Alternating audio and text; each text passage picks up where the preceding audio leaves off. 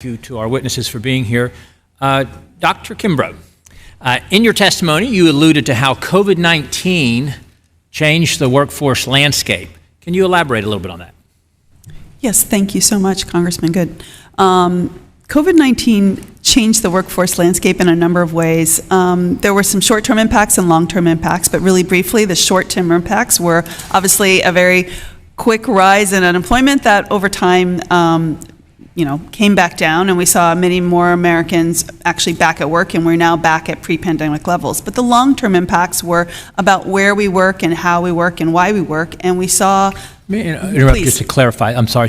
You said we're back at pre-pandemic levels. In our data, and actually also in BLS data, we see that labor force participation rates amongst Americans, prime age Americans, aged 25 to 54, is back at about pre-pandemic levels. We also see in our own data the rates at which people are being hired is about at pre-pandemic levels. Do you see, or what impacts do you still see, though, with the public health emergency finally declared over? What challenges do you see or impacts do you see on the economy, though, beyond just the labor participation, which the reports I have seen is we have the lowest historic participation rate. We've got 2 or 3 million less Americans working than were working before the pandemic.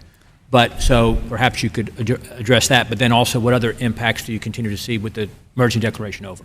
Yes, thank you. So the labor force participation rate that I was referring to limits it to just the age of what we call prime age working Americans, so age 25 to 54, but there is a broader measure that includes people who are older than 54 or younger than 25, and that is probably what you have looked at. So in a sense, we're both correct. You asked the question about, other additional impacts. Yes, absolutely. So other additional impacts that we're seeing is just that the pace of change is accelerating since COVID. People have transitioned to lots of online work. There's online marketing specialists that it's a role that sort of has always been around, but is now one of our top roles. It's on the platform. We saw a lot more trucking roles, for example, because there's so much more online shopping happening that people need these warehouses and storage centers and have the goods delivered to their home. So there's a lot of roles that are changing as a result of COVID. It's changing the job market in small and large ways. Are you seeing an unwillingness to go back to in-person work after folks have gotten used to working remotely? I would say that people really have enjoyed the flexibility they get from remote and flexible work options. But including, if I may, federal employees who 80% are working only 1 day a week, by the way, in person. We actually have quite extensive data on remote and hybrid, and what we see are that employers are encouraging people to come back to the office. More and more job postings are for hybrid or full-time on-site, fewer are for remote. So the remote opportunities are declining, but applicants are still overwhelmingly preferring to apply for remote roles. Can you share any thoughts you have on what the impact of vaccine mandate? I was talking to a group of high school students yesterday who showed up in the Capitol steps to meet with me. Talked to them about how we fired, I use the term we loosely, we fired their parents because they didn't get a vaccine. Can you talk about what you've seen the impact the vaccine mandate had on businesses? I don't have a lot of data on that in our data set. We did actually try to look at that back a few years ago, and we just didn't have a lot of data. We were attempting to try to understand the degree to which, for example, job postings or employers were requiring mandates, but we didn't have enough information. Good afternoon, friends. This is important news for Social Security beneficiaries. Several groups of lawmakers in Congress are putting together their own plans to tackle Social Security's major issues. The plans range from increasing benefits by $2,400 each year to cutting benefits for high-income earners. There are many other changes. So friends, please make sure that you watch until the end of this video. Also, do stay tuned because I'll be announcing the winners from yesterday's Walmart gift card giveaway. My friends, if you'd like to enter these weekly giveaways, please click and like several of my videos and then comment below the keyword of each video that you watch. The more videos that you comment on, dear friends, the greater your chances of winning the giveaways. There is a reason why politicians have long shielded away from addressing Social Security's massive financial problems. The commonly proposed solutions involve cutting benefits or raising taxes, which would spark an outcry from a range of powerful constituents, including senior citizens and the business community. The situation is only growing more critical. The combined Social Security trust funds are projected to run dry in 2033. At that time, the fund's reserves will be completely depleted, and the program's continuing income will only cover 80% of benefits owed. The estimate is 1 year earlier than the trustees projected last year. About 66 million Americans received Social Security benefits in 2022. It is a vital lifeline for many people. Some 42% of elderly women and 37% of elderly men rely on the monthly payments for at least half of their income. 1983 was the last time that Congress enacted a major overhaul. Social Security was only months away from being able to pay full benefits. At that time, Democratic lawmakers who controlled the House agreed with Senate Republicans and then GOP President Ronald Reagan. The agreement included the increase of payroll taxes and gradually raised the full retirement age from 65 to 67 years old, among other reforms. So when asked about President Biden's plan, the White House said that the budget clearly states his principles for strengthening Social Security.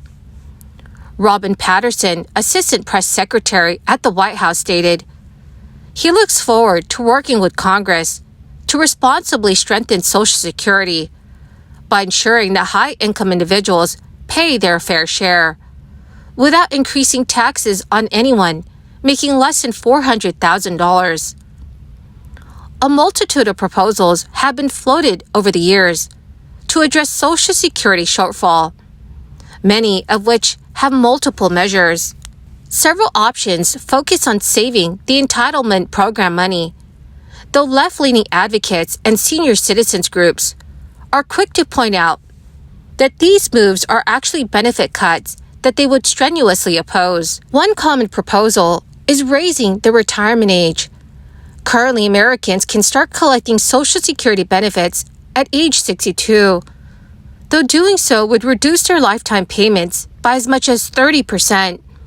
Currently, the full retirement age, which has been 65 for much of the program's existence, is slowly rising to 67 years old for Americans born in 1960 or later. Some policymakers advocate for raising the full retirement age to 70 years old for future retirees, bringing it more in line with changes in life expectancy. Last year, the Conservative Republican Study Committee released a budget plan that called for raising the full retirement age for future retirees at a rate of 3 months per year until it is increased to 70 for those born in 1978. It would then link the retirement age to future increases in life expectancy, as well as adjust the number of working years included in benefit calculations to 40 years, which would be up from 35 years. Other options include reducing benefits for higher income Americans, which was also included in the Republican Study Committee's budget plan.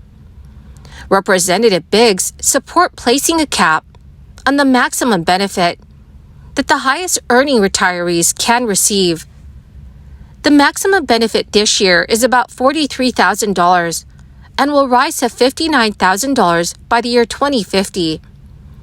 Though such a cap would only solve about 10% to 15% of the long-term solvency gap, Biggs argues it is one step and it only affects those who he says do not depend on the benefits. Other suggestions that have been floated around include changing the formulas that determine the benefits that Americans get upon retirement or the annual cost of living adjustments that retirees receive to slow the growth of payments. Earlier this year, Senator Bernie Sanders and Elizabeth Warren introduced a bill that would make multiple changes to Social Security. They say their reform would extend the entitlement solvency for 75 years. if this bill is passed and signed into law. People receiving Social Security payments or turn 62 this year will receive an additional $200 a month or $2,400 a year. Well, my awesome and amazing friends, that is the end of my daily stimulus update video for this Saturday. My dearest friends, thank you so very much for joining me here every day and for being part of this community. The winners of yesterday's Walmart gift card giveaway of $75 is Sylvia Martinez and Susan 1000. Congratulations, my dearest friends. To claim your gift cards, please check your notifications page and send me a message. Or you can message me on my Facebook page. Thank you, friends, and have a wonderful and very blessed weekend.